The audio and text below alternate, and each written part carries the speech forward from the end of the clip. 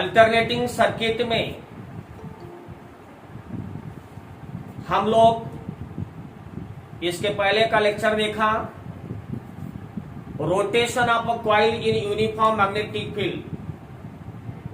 एक आधे कॉइल को यूनिफॉर्म मैग्नेटिक फील्ड में रख के अगर रोटेट करते हो आप लोग, तो इस कॉइल में मैग्नेटिक फील्ड चेंज होने की वजह से कितना ईएमएफ तैयार हो जाता है, उस ईएमएफ की वैल्यू हमने निकाला। कितना ईएमएफ तैयार हो जाता है, E इज इक्वल टू, बोलो कितना निकाला था हमने, E is equal to E0 sine of omega t, इतना ईएमएफ तैयार हो जाता है। And this EMF, since E0 is the constant, this induced EMF is directly proportional to the sine of angle of rotation. Therefore, this EMF is called sinusoidal EMF.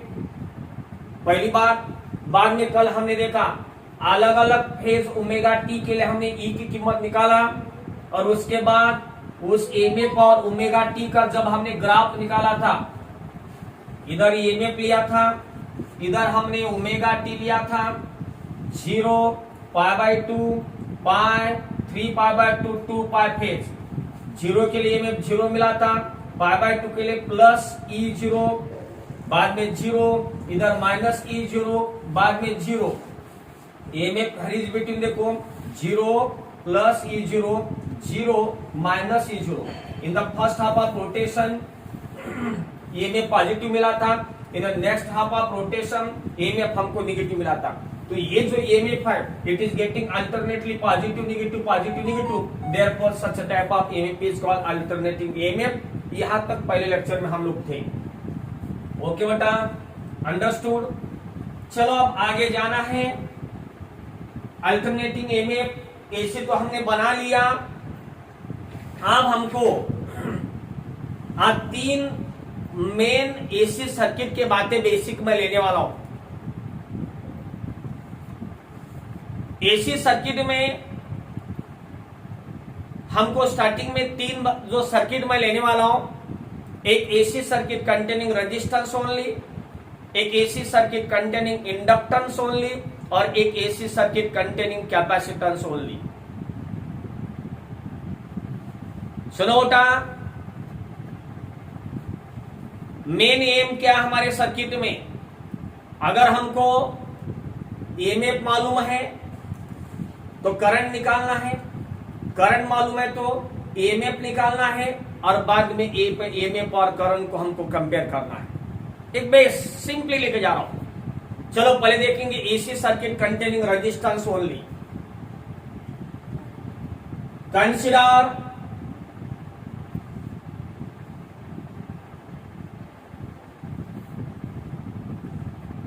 और resistance capital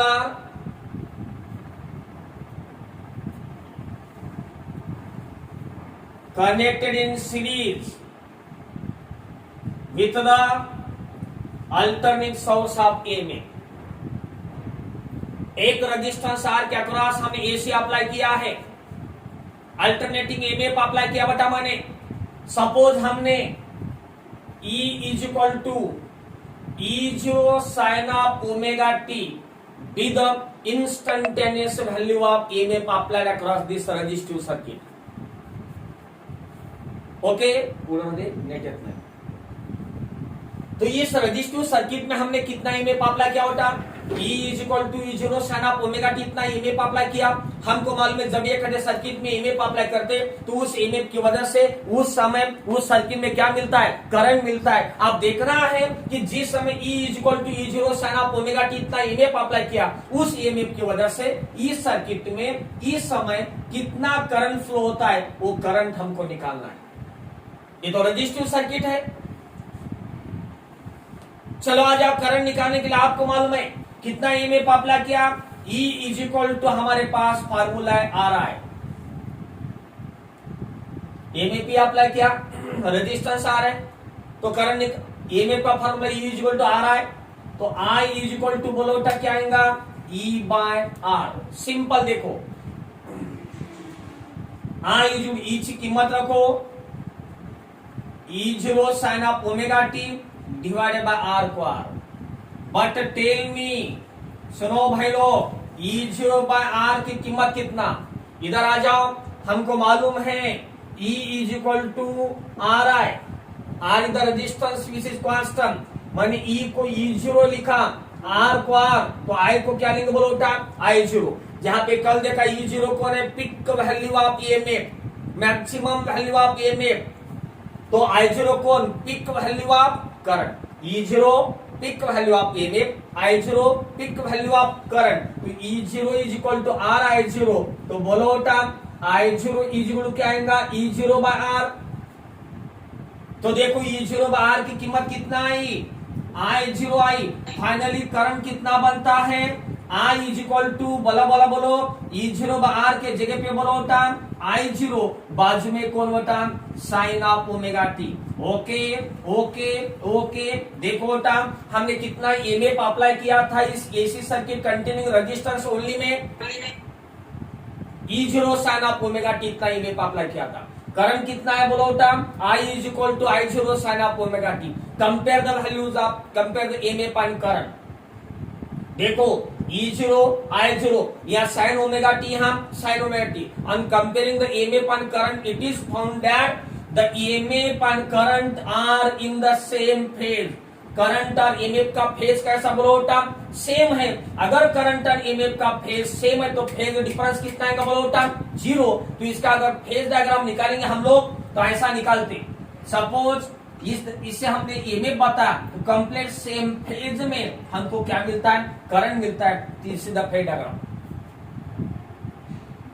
ये है AC circuit containing resistance only की बात थी, understood. चलो अब हम आगे जाएंगे, नेक्स्ट सर्किट है, मेरे कंपेयर में ध्यान रखना बेटा, नेक्स्ट सर्किट है AC circuit containing inductance only. ये कौन था, रेजिस्टेंस ओनली। आप लेना है एसी सर्किट कंटेनिंग, सुनो सुनो सुनो, इंडक्टेंस ओनली लेना है। कैसा करेंगे, consider an inductor of inductance L connected in series with the AC, that is alternating source of EMF. Such a circuit is called inductive circuit. Okay बेटा, तो एक इंडक्टर लिया है जिसका इंडक्टेंस L है, उसके अक्रॉस हमने अल्टरनेटिंग ईएमएफ अप्लाई किया। सपोज जो ईएमएफ अप्लाई किया, पहले क्या मालूम था, रेजिस्टिव सर्किट में ईएमएफ मालूम था, हमने करंट निकाला। अब मैं ऐसा let I is equal to I0 sine of omega t be the instantaneous value of current in this inductive circuit. अब हमको करंट मालूम है इस इंडक्टिव सर्किट में, I is equal to I0 sine of omega t, इतना alternating current flow है, तो उस समय उस सर्किट में कितना ईएमएफ होगा, वो ईएमएफ मेरे को निकालना है। How to find the EMF across inductive circuit, याद करो, चलो आ जाओ। हमने सेल्फ इंडक्शन देखा था, सेल्फ इंडक्शन बोलो। सेल्फ इंडक्शन में हमने क्या किया था, एक सिंपल सा सर्किट बनाया था बेटा, जिसमें कॉइल लिया था, उसके अक्रॉस हमने बैटरी लगाया था और सर्किट को क्लोज या ब्रेक करने के लिए टैप की था। टैप की प्रेस करो, करंट फ्लो हो रहा था, राइट। करंट मिनिमम टू बोलो बेटा मैक्सिमम वैल्यू तक बढ़ा। जब करंट बढ़ रहा था तो मैग्नेटिक फील्ड क्या हो रही थी बोलो बेटा, बढ़ रही थी। लेकिन जब सर्किट को ब्रेक किया तो करंट कम हो रहा था। जब करंट कम हो रहा था तो मैग्नेटिक फील्ड कम हो रही थी। तो हमने टैप की का यूज करके इस सर्किट का करंट बढ़ाया या कम किया, मुझे चेंज किया, उसकी वजह से मैग्नेटिक फील्ड चेंज हो रही थी और उसकी वजह से क्या तैयार हो रहा था, ईएमएफ। तो खुद में का करंट चेंज होने की वजह से अगर खुद में ईएमएफ तैयार हो जाता है उसको बोलते हैं सेल्फ इंडक्शन। और सेल्फ इंडक्शन की वजह से एक कॉइल में कितना ईएमएफ तैयार होता है, बोलो बोलो बोलो, बोलते जाओ। E is equal to L into d upon d t, इतना ईएमएफ तैयार होता है, हमने सेल्फ इंडक्शन के अंदर देखा है। सिर्फ इतना फर्क है आज इस इंडक्टिव सर्किट में, इसमें यहाँ पे भी कॉइल है, यहाँ पे भी कॉइल है। यहाँ हमने बैटरी लगाया था, मुझे डीसी सोर्स था, डीसी, इसलिए हमने टैप की का यूज करके सर्किट को ब्रेक और क्लोज करके मरे। क्या किया था, करंट चेंज किया था। अब यहाँ पे भी देखो था, यहाँ करंट कौन सा एसी है, मुझे करंट चेंजिंग है। अब इस चेंजिंग करंट की वजह से अपने इंडक्टर की बाजू की मैग्नेटिक फील्ड चेंज होंगी और उसकी वजह से फैराडे लॉ के हिसाब से क्या तैयार होगा, ईएमएफ। तो ईएमएफ जो है निकालने का फार्मूला कौन सा है, सेल्फ इंडक्शन से E इज इक्वल टू बोलो L इंटू di/dt। ओके बेटा, ईएमएफ निकालने का फार्मूला पता चला, सेल्फ इंडक्शन के हिसाब से हमका ईएमएफ निकालना है। चलो आगे चलना है। Therefore E is equal to, मेरे साथ चलो, L को L, d/dt को d/dt बाजू में आया। Therefore E is equal to L, d/dt को d/dt। I की कीमत रखो बेटा, कितना है, I की कीमत कितना है, I0 sin of omega t। चलो मेरे साथ E is equal to, right, I0 पहले ले लो, बाद में L ले लो, बचता है d/dt of sine omega t बटा, टेल मी, बताते जाओ, but d/dt of sine of omega t का formula cos omega t into omega बराबर है। देयरफॉर E इज इक्वल ठहरो term I0L d/dt of sine omega t, बोलो तो बोलो cos omega t into omega. Finally E is equal to, पहले ले लो omega, बाद में ले लो L, बाद में ले लो I0 cos of omega T. हो गया। E इज इक्वल टू, आप इधर आ जाओ बेटा, इधर आ जाओ। इस इंडक्टिव सर्किट में देखो, यहां जो ओमेगा L I0 है उसके जगह पे मैं ले रहा हूं E0। आगे कौन है बोलो, दिखता है क्या नीचे का, E0, आगे कौन है, cos ओमेगा टी। अगर E0 is equal to omega L I0 is equal to peak value of A में बोला जाता है। फाइनली चलो, E is equal to E0 cos omega t के जगह पे लेता sine omega t plus π/2, cos omega t के जगह पे साइन ओमेगा टी प्लस π/2। चलो बेटा, ईएमएफ का फार्मूला हमने निकाला, कितना आया बोलो, E is equal to E0 sine omega t plus π/2 हो गया। करंट कितना था, चलो ईएमएफ यहां लिख रहा हूं, E is equal to E0 sine omega t plus π/2 इतना आया। Compare the equation of EMF and current, यहाँ I0, यहाँ E0, यहाँ साइन ओमेगा टी, यहाँ देखो साइन ओमेगा टी प्लस π/2 है। Comparing it is found that the EMF in inductive circuit, सुनो ये मेरे, the EMF in inductive circuit leads the current by π/2 radian और 90 डिग्री। इंडक्टिव सर्किट का ईएमएफ करंट से π/2 रेडियन या 90 डिग्री से ज्यादा होता है। ओके, रजिस्टिव सर्किट में ईएमएफ और करंट का फेज कैसा, सेम, लेकिन इंडक्टिव सर्किट का ईएमएफ करंट से π/2 से कैसा होता बेटा, ज्यादा होता है, ज्यादा। अगर इसका डायग्राम निकालना है तो अगर ये करंट बता रहा हूं, करंट से π/2 से ज्यादा कौन होता, बोलो बेटा, ईएमएफ होता है, राइट। करंट से π/2 से ज्यादा कौन होता बेटा, ईएमएफ होता है। ये हमारी AC circuit containing inductors only. समझ में आ रहा है, समझ में आ रहा है। रिवीजन सेक्शन में है हम लोग। चलो आगे चलना है। तीसरा सर्किट है एसी सर्किट कंटेनिंग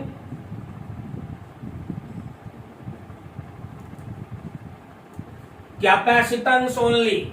ओके बेटा, ओके, दिख रहा है बोर्ड के ऊपर का, clear.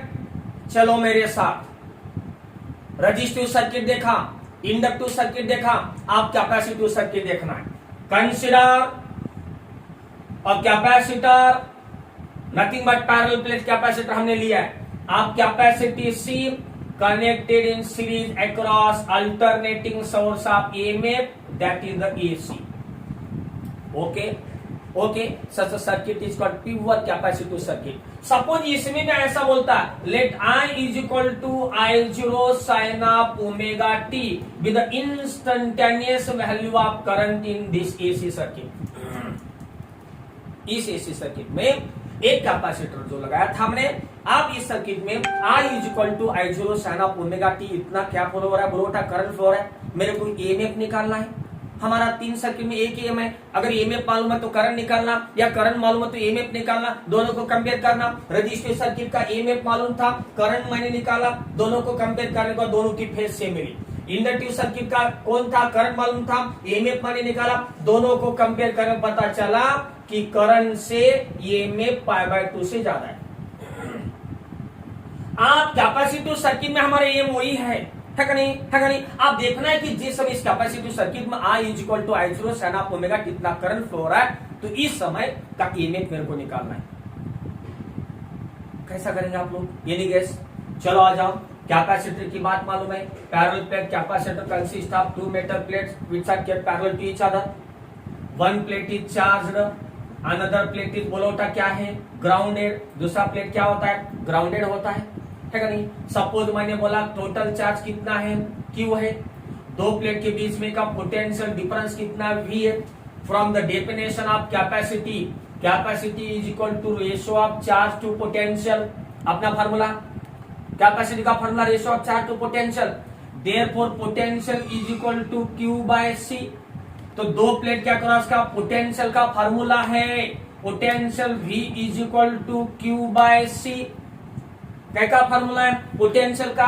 But in this case this potential is equal to the applied EMF, अपना ईएमएफ है।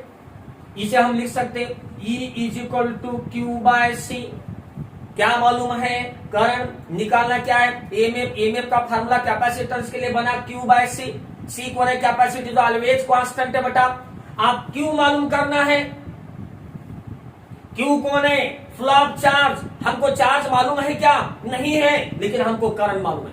करंट के डेफिनेशन का यूज करो। But current I is equal to rate of flow of charge dQ/dt बेटा, है का नहीं, है का नहीं। देयरफॉर बोलो dQ is equal to I into dt। तो करंट के डेफिनेशन से हमको dQ की कीमत मिली, हमको Q होना। आपको मालूम है integration of dx is equal to x होता है, तो integration of dq is equal to बोलो होता क्या होता है, Q होता है। तो Q के जगह पे हम क्या लिख सकते, बोलो इंटीग्रेशन ऑफ dq। ओके, चला E इज इक्वल टू, मेरे साथ चलो, Q के जगह पे क्या लेंगे, बोलो integration of dq divided by C को C। मेरा काम खत्म है, आप चलो आ जाओ, सुनो मेरे साथ। E इज इक्वल टू आ जाओ बटा इंटीग्रेशन को इंटीग्रेशन, अंदर dq है, dq की कीमत बताओ, I into dt divided by C। Okay, integration of I की कीमत I0 sine of omega t, बाजू में dt डिवाइडेड बाय C। हेरो E is equal to I0 constant integration के बाहर डिवाइडेड बाय C, बचता है integration of sine omega t into dt।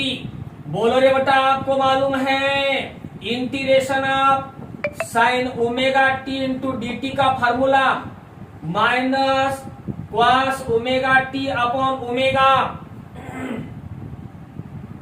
Okay, E is equal to, चलो मेरे साथ, I0 by C integration of sine omega t into dt बोले तो minus cos omega t upon omega. तो E is equal ठहरो बटा I0 upon पहले ले लो ओमेगा C इंटू बचता है माइनस cos ओमेगा t। चलो मेरे साथ E इज इक्वल टू, आप यहाँ कैपेसिटिव सर्किट में I0 बाय ओमेगा C जो है ना बेटा, इस I0 बाय ओमेगा C के जगह पे हम लेने जा रहे हैं E0। हो गया। दूसरी बात, माइनस cos ओमेगा t म्हणजे कोण, sine omega t minus π/2।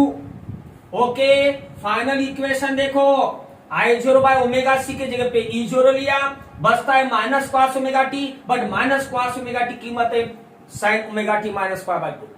This is the EMF in the capacitor. देखो बेटा, करंट कितना था, I0 sine of omega t इतना, ईएमएफ हमने निकाला E0 sine omega t minus π/2। Compare the equation of current and EMF, I0 E0 sine या omega t है, या ओमेगा t माइनस π/2 है। इससे क्या पता चलता है, the EMF in the capacitive circuit lags behind, पीछे गिरना, the EMF in the capacitive circuit lags behind the current by phase angle pi by 2 radian और 90 डिग्री। कैपेसिटिव सर्किट का ईएमएफ करंट से पाई बाय 2 से कम होता है, पाई by 2 radian या 90 degree से कम होता है। ओके, अगर इसका वेक्टर डायग्राम हम निकालेंगे, ये करंट है तो पाई बाय 2 से कम कौन बोलो था, ईएमएफ। ये करंट है पाई बाय 2 से कम ईएमएफ, ये करंट है पाई बाय 2 से ज्यादा ईएमएफ, या दोनों का फेज कैसा same. This is AC circuit containing resistance only, this is AC circuit inductance only, और this is AC circuit containing capacitance only. इस रिवाइज सेक्शन में मेरे को विश्वास है आप सभी को रेजिस्टिव सर्किट, इंडक्टिव सर्किट और कैपेसिटिव सर्किट का करंट और ईएमएफ का रिलेशन देखे होंगे। फिर सुनो, रेजिस्टिव सर्किट में अगर I is equal to I0 sine of omega t इतना करंट होता है तो E is equal to E0 sine omega t इतना ईएमएफ होता है। इसे रेजिस्टिव सर्किट का करंट एंड ईएमएफ का फेज सेम होता है। अगर वो इंडक्टिव सर्किट है तो इंडक्टिव सर्किट में अगर I is equal to I0 sine of omega t इतना करंट होता है तो E is equal to E0 sine omega t plus pi by 2 इतना ईएमएफ होता है। इससे क्लियर हो जाता है कि इंडक्टिव सर्किट का ईएमएफ करंट से पाई बाय 2 से ज्यादा है।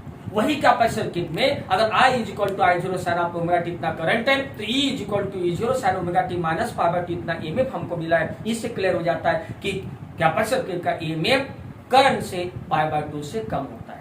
ओके, आशा करूंगा आप सभी को अच्छी तरह से क्लियर हुआ होगा। ओके बेटा, अगले बातें नेक्स्ट लेक्चर में हम लोग लेंगे। बाय, चलो।